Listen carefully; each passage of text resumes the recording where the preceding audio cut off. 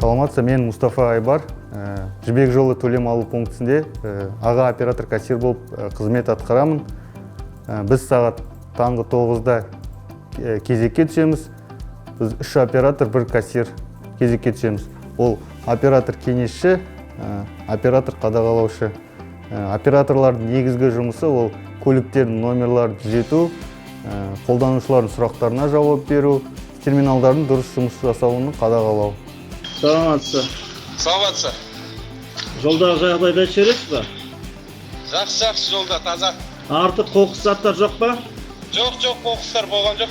Көлік апаттары болған жоқ па екен жолда? Жоқ, көлік апаттары кездескен жоқ, таза. Рахмет, жақсы сау болыңыз, сапарыңыз сәтті болсын.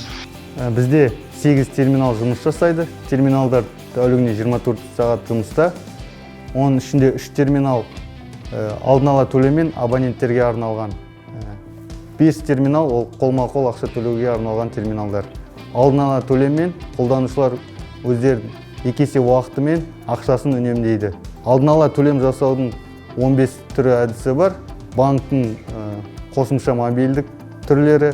Сіз өзіңіздің ұялы телефон арқылы, мобильный баланс арқылы алдын ала төлем жасай аласыз. Бір айта кететін жағдай, 50% жеңілдік, ол тек қана жеңіл көліктерге арналған.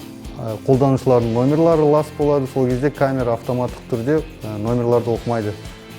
Операторлар көліктердің номерларын өздері түзейді. Көлік қолданушыларға біз айтатын кеңесіміз ол дейтін терминалға келген жағдайда жылдамдықты төмен түсіру, арақашықтықты сақтау, көліктердің номерларын таза сақтау.